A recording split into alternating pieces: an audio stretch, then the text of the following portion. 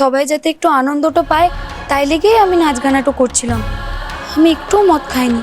তুই তো জানিস আমার এসব খেতে ভালোটা লাগে না।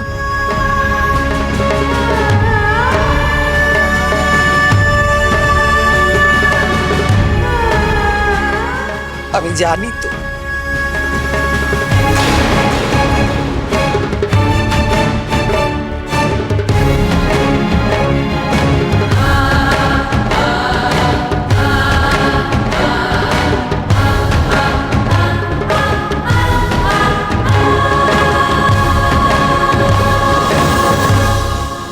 আমি তো জানি আমার রাঙা কোনোদিনও এমন কিচ্ছু করতে পারে না যাতে আমার অপমান হয়, যাতে এই সংসারের অসম্মান হয়। আমি জানি।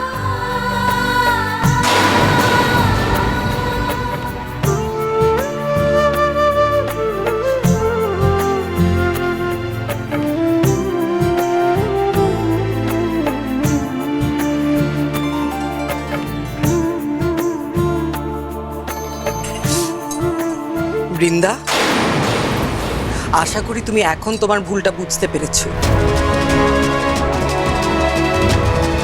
একটা সহজ সরল মেয়েকে মদ খাইয়ে ফাঁসানোর চেষ্টা করে কিন্তু খুব বড় ভুল করলে বড় বৌদি। এটা আর কখনো করো না। তুমি ভেবেছিলে যে রাঙামতির বুদ্ধি কম। হ্যাঁ, ওর পড়াশোনা কম হতে পারে কিন্তু ওর বুদ্ধি কম নয়।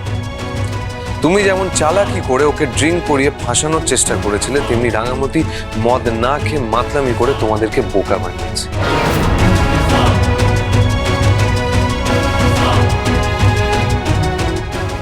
ওকে খারাপ প্রমাণ করার এই প্ল্যানটাও কিন্তু তোমার খাটলো না বড় বউ। ব্যাস, এনাফ। এই সমস্ত ব্যাপার নিয়ে আমি আর একটাও কথা শুনতে চাই না। আর প্রত্যেকে মন দিয়ে শোনো, আমি গুরুদেবকে এই বাড়িতে আসতে আমন্ত্রণ জানিয়েছি। কাল সকাল 11টার সময় উনি আমাদের বাড়িতে আসছেন। গোটা বাড়ি যেন পরিষ্কার পরিচ্ছন্ন থাকে। আর হ্যাঁ, উনি থাকাকালীন এই সমস্ত অশান্তি নিয়ে যেন একটাও কথা না হয়, আর নতুন কোনো অশান্তিও যেন না হয়। প্রত্যেকে ভালো করে মাথায় রাখো। প্রমিতা, আমি ঘরে যাচ্ছি। চল। আহিরি, উপরে চল। বনু, ওকে ধরে তোর ঘরে নিয়ে চল। এসো। আস্তে আস্তে, ওকে সাবধানে সাবধানে। যাও।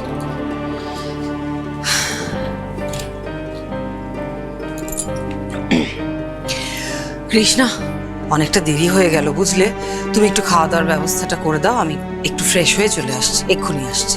কেমন? হ্যাঁ, আমি ব্যবস্থা করছি।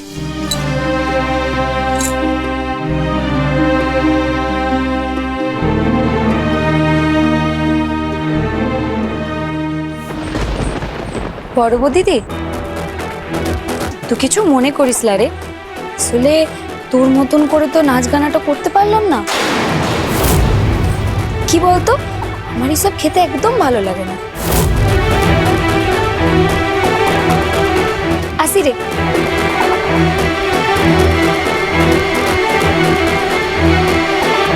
এই মেয়েটা না বহুত ধূর্ত, মহাঘাত। কিরকম সকলের সম্মুখে একেবারে ঘোল খাইয়ে দিয়ে চলে।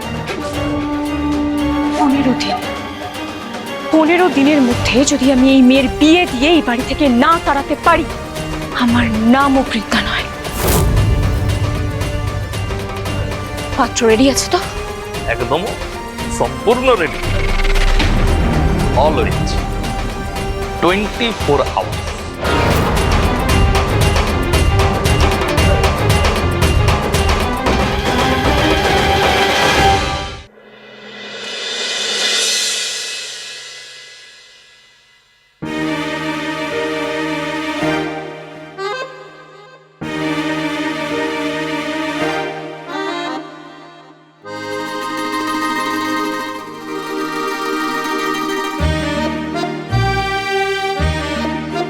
এ কি কৃষ্ণা, এ কি তুমি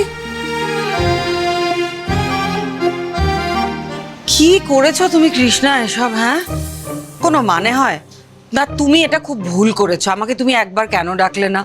আমি তো সকাল সকাল উঠে চলে এসেছি এই ভেবে যে সবকিছু গোছগাছ করে রাখতে হবে, গুরুদেব 11টার সময় চলে আসবেন, আর তুমি এদিকে এই যে চারপাশটা তুমি এতটা গোছানো দেখছো, এগুলো আমি করিনি।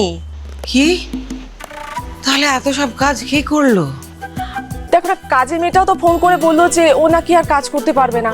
তখন থেকে খুব চিন্তা করছিলাম যে কি হবে, এতগুলো কাজ, বাড়িটার কি অবস্থা হয়েছিল, এই সোফার উপরে কত জিনিসপত্র পড়েছিল, ওই ডাইনিং টেবিলটা কি নোংরা ছিল। এখন তো দেখছি সবকিছু পরিষ্কার। কে পরিষ্কার করলো? আমি।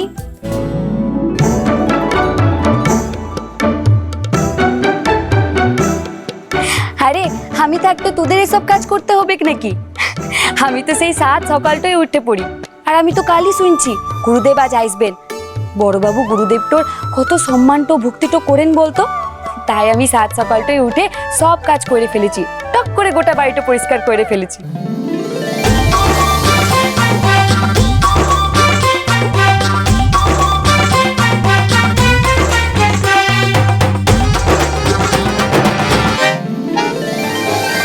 এই সমস্ত কাজ তুই একা করেছিস? হ, উপরে বারান্দাটাও ঝাড় দিয়ে এসেছি, সব কাজ হয়ে গেছে। শুধু গুরুদেবের ঘরটা পরিষ্কার করিলাই। তোদের অনুমতিটা ছাড়া তো আমি করতে পারবো ক্লাই, তাই ও ঘরটাতে হাত দিলাই। খবরদার যদি আর একটাও বাড়ির কাজ তুই করেছিস রাঙা, তোকে আমি আর কিভাবে বোঝাবো বলতো? তুই যদি একাই এত কিছু করে দিস তাহলে বাড়ির লোকজন সবাই পেয়ে বসবে, সেটা কেন বুঝতে পারছিস না? সবাই তোকে দিয়েই বাড়ির সমস্ত কাজ করাবে, আর আমি সেটা একদম চাই না। কোথায় সকাল সকাল উঠে তুই এক্সারসাইজ করবি, আর্চারি প্র্যাকটিস করবি? করেছিস? আমি এক্সারসাইজ তো করেছি রে, সকাল থেকে 4-5 বার সিঁড়ি দিয়ে ওঠানামা করেছি। এখন শুধু জামা কাপড় তো কাচতে বাকি আছে, ভিজায় রেখে এসেছি, ওগুলান কেচে নিলেই আমার সব কাজ শেষ। তোরা দেখে নিস গুরুদেবের ঘরটাতে কি করবি। আমি যাই অন্য কাজগুলান সেরে ফেলি। রাঙা শোন আমার কথাটা। তো কেন চিন্তাটা করছিস টিচার দিদিমণি? বললাম তো আমি 7 সকালবেলায় উঠে তীর্ধনুকের প্র্যাকটিসটা করে নিচ্ছি।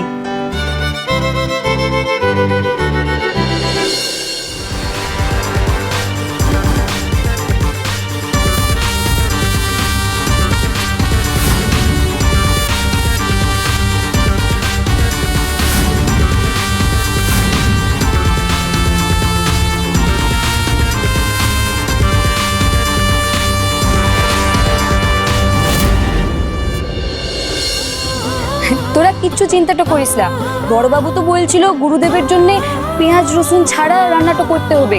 তোরা সেইগুলোর ব্যবস্থা করে ফেল, আমি যাই। বাবা বৌদি, এ তো সাংঘাতিক নেই, এতগুলো কাজ একা একা করে ফেলতো কি করে? এই হলো আমার রাঙামতি। মেয়েটা এরকমই কৃষ্ণা। এই যেও আমাদের বাড়িতে এসে আছে, দিন রাত খেটে খুটে কাজ করে সেই ঋণ শোধ না করা অব্দি ওর শান্তি নেই। আমি তো জানি ওকে, সে আমার রাঙামতি।